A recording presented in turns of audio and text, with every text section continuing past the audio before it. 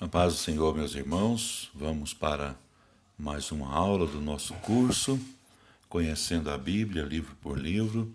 Estamos estudando os livros de Samuel e hoje, nesta aula, vamos falar sobre o fim de Saul e vamos começar também a falar sobre, já entrando no segundo livro de Samuel, falando também sobre o que aconteceu após a morte de Saul, com a subida de Davi ao trono, né?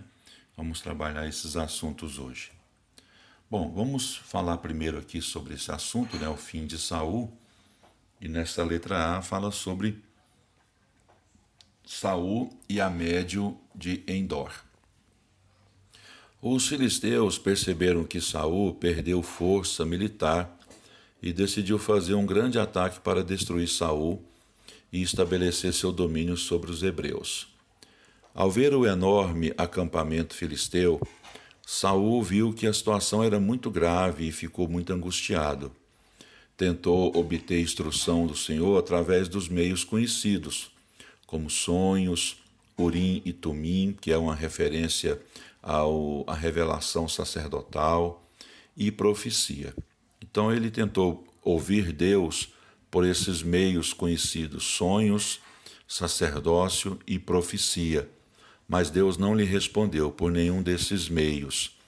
Então ele recorreu a uma médium. Quando ele chegou lá para recorrer a essa médium, uma prática proibida em Israel, até o próprio Saul havia expulsado todos os médiuns feiticeiros de Israel. A médium pergunta para Saul: quem devo fazer subir? E Saul respondeu: Samuel.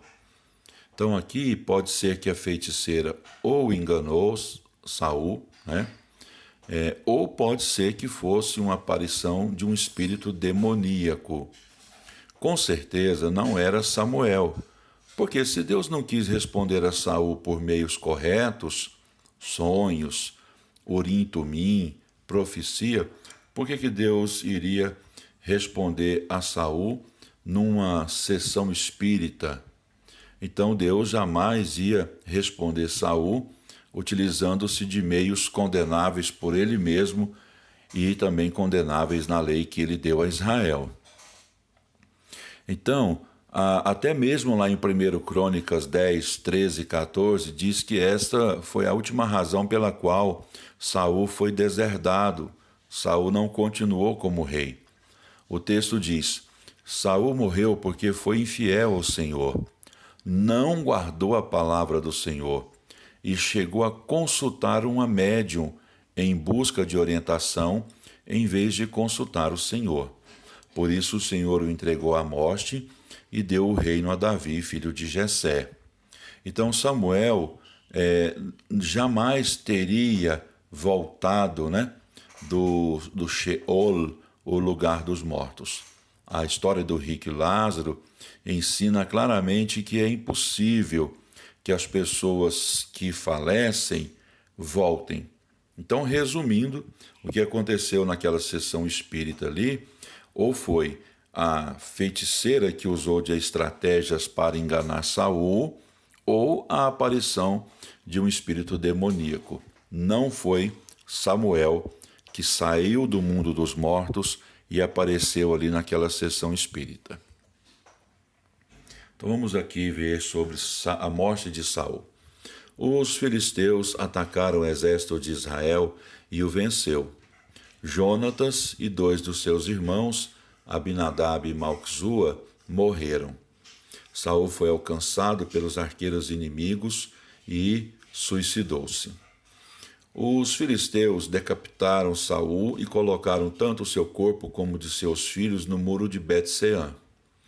Em seguida, ocuparam a parte central da Palestina, ao oeste do Jordão, porque Isbosete viu-se obrigado a permanecer na Transjordânia. Davi sentiu profunda angústia ao saber da morte de Saul. Não fica claro nesse episódio se aquele amalequita realmente deu no rei o golpe final ou se ele inventou aquela história para ficar bem perante Davi. Ao invés de receber uma recompensa conforme ele esperava, ele foi executado por ter matado o ungido do Senhor, Saul. Davi expressou seu pesar compondo uma elegia, uma canção funerária em honra a Saul e a Jonatas, filho de Saul. Nós temos aqui no tópico 4, Davi. Vamos falar sobre guerra civil e Davi é ungido rei sobre Israel. Com a morte de Saul e de Jonatas, Davi foi ungido rei sobre a tribo de Judá. As outras tribos desconfiavam dele, provavelmente pelo fato dele ter vivido no território filisteu e ter quase lutado contra os seus próprios irmãos israelitas. Davi esperou mais de 7 anos ainda antes de reinar sobre todas as tribos.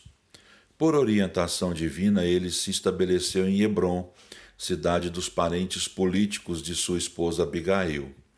Seu primeiro ato oficial foi felicitar os homens de Jabes de Gileade por recuperarem o corpo de Saul e o sepultarem com honra.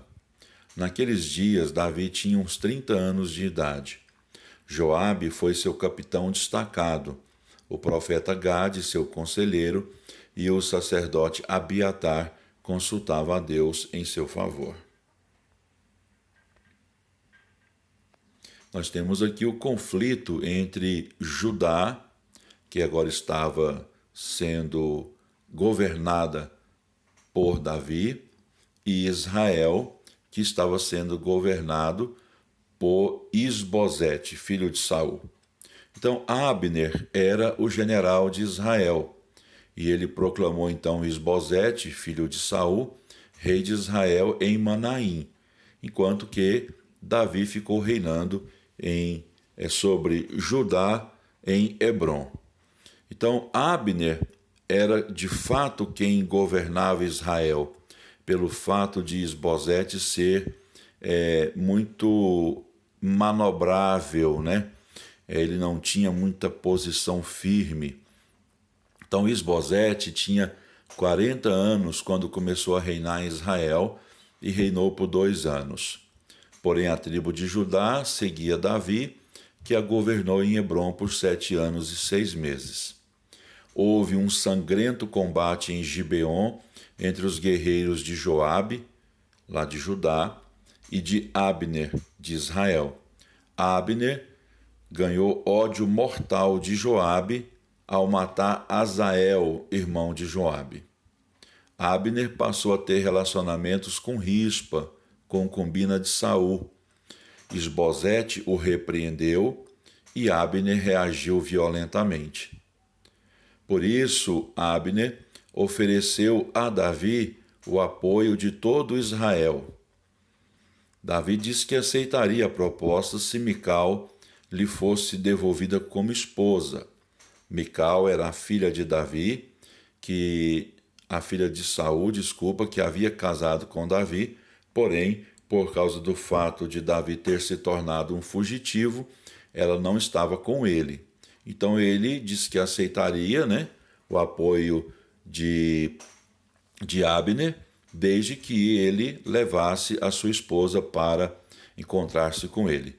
O pedido foi concedido e agora ele poderia apresentar-se de novo como genro de Saul. Assim, ele reafirmaria o seu direito ao trono e deu um passo importante para poder conseguir o apoio da tribo de Benjamim, que era a tribo de Saul. Então aqui a gente tem a seguinte observação: o fato de Isbosete ter aceitado o pedido de Davi demonstra que Abner, o seu general, manejava bem ali aquele fraco rei, como ele bem queria. Joabe colocou em perigo a unificação do reino ao assassinar Abner. Depois disso, Isbosete também foi assassinado.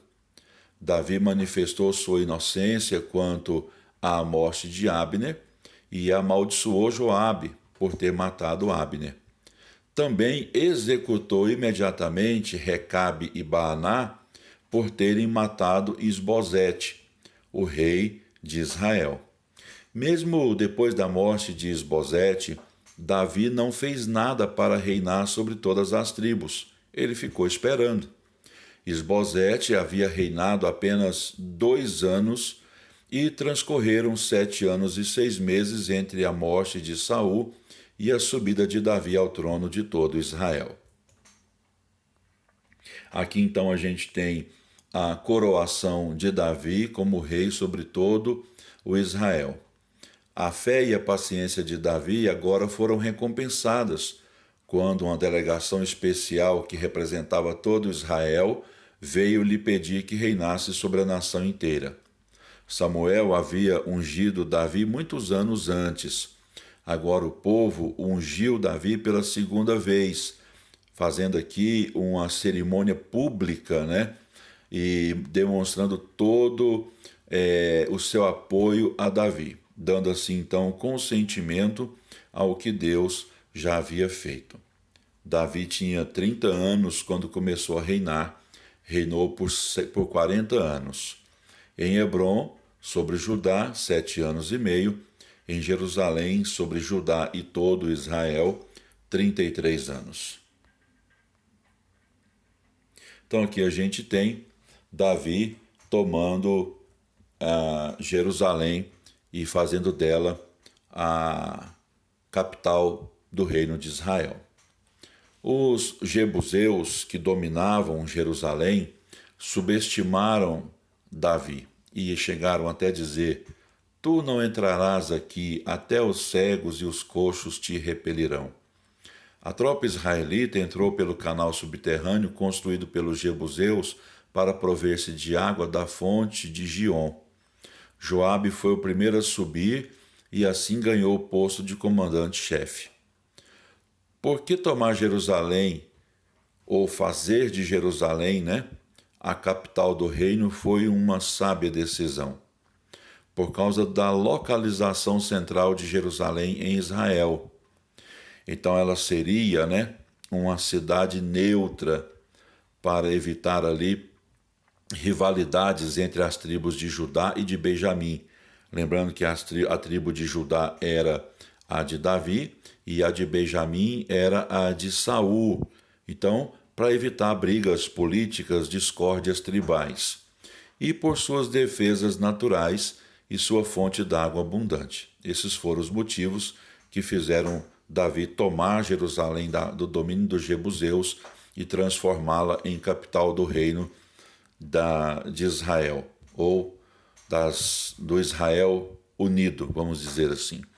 Em Jerusalém, Davi estabeleceu um governo firme para que a religião verdadeira pudesse viver e prosperar. Davi edificou um palácio em Jerusalém, e o fato de Irão, o rei de Tiro, enviar embaixadores a Jerusalém e mandar madeira e trabalhadores para construir o palácio de Davi, demonstra que Davi tinha respeito, e reconhecimento também dos reis estrangeiros. Davi muda a Arca da Aliança para Jerusalém. Davi decidiu levar a arca para Jerusalém porque sabia que a religião unificava a nação. Uns 75 anos antes, os filisteus haviam capturado a arca. Em seguida a devolveram e a arca ficou em Kiriat Jearim, 12 quilômetros de Jerusalém. Com júbilo, a arca estava sendo levada para Jerusalém. Porém, Deus puniu Uzá, porque a arca deveria ser levada nos ombros dos levitas e eles não podiam tocá-la. Uzá, como fazia parte da família sacerdotal, da família responsável em levar os utensílios sagrados, ele sabia que o modo correto não era levar a arca do Senhor em cima de uma carroça, assumindo o mesmo modelo dos filisteus quando devolveram a arca, colocando-a numa carroça guiada por vacas. Uzá sabia que isso era errado. Ele não fez de maneira correta, por isso foi punido, porque a arca, ao estar caindo, ele tentou segurá-la. Se os levitas estivessem fazendo do modo correto, que era conduzindo a arca sobre os seus ombros e ela coberta, não teria tido, não ocorrido essa situação. Então esse fato da morte de Uzá atemorizou a todos. Por isso que a arca foi deixada na casa de Obed-Edom por 3 meses. Mas o tempo em que a arca permaneceu ali, Deus abençoou aquela família. Davi então deu instruções sobre a maneira correta de transportar a arca a Jerusalém e dessa vez ela foi levada de modo correto. Davi estava tão feliz de levar a arca para Jerusalém que esqueceu de sua posição de rei e adorou a Deus dançando, vestido somente com uma túnica sacerdotal. Mical censurou duramente a Davi, por isso ela foi castigada com a esterilidade. Davi, ele travou muitas batalhas, e formou um império. Então, nos reinados de Davi e de Salomão, nos séculos 11 e 10 a.C., Israel estabeleceu o mais poderoso reino de sua história. Em uma série de guerras, Davi conquistou os inimigos de Israel, os filisteus, os cananeus, os moabitas, os arameus, os edomitas e os amalequitas. Quando Davi foi coroado rei de Israel, os filisteus imediatamente lançaram seus exércitos sobre Israel. Com a ajuda do Senhor, Davi os derrotou em 2 ocasiões. As conquistas de Edom deu a Davi uma valiosa fonte de minério de ferro e cobre para fabricar armas. Assim, o monopólio filisteu do ferro se quebrou. A Bíblia diz 2 vezes que Jeová deu a vitória a Davi aonde quer que ele fosse, segundo Samuel 8, 6 e 14. Ele consagrou ao Senhor o ouro e a prata tomada das nações dominadas ou que foi recebido como tributo. Assim ele reuniu um rico tesouro para o futuro templo, conforme está em 2 Samuel 8, de 10 a 11. Aqui a gente tem, Davi propondo-se a edificar um templo ao Senhor. É o chamado Pacto Davídico. Davi preocupou-se com o fato de que a arca estava numa tenda enquanto ele estava num palácio. Davi desejou construir um templo para o culto. Natã aprovou a ideia, mas à noite Deus disse a Natã que a construção seria feita por Salomão. Em 1 Crônicas 22, 8, temos o motivo de Deus não ter autorizado Davi a construir o templo. Ali explica que Davi era um homem de guerra e havia derramado muito sangue. Então Deus não queria que Davi construísse esse templo. Mesmo não permitindo que Davi construísse o templo, Deus abençoou a casa de Davi, estabelecendo permanentemente a dinastia de Davi. E isso trouxe grande alegria ao coração de Davi. E para encerrar a nossa aula, vamos ver aqui em 2 Samuel capítulo 9, que Davi era um homem diferente. Era costume dos reis executar todas as pessoas que tivessem alguma possibilidade de reclamar o trono.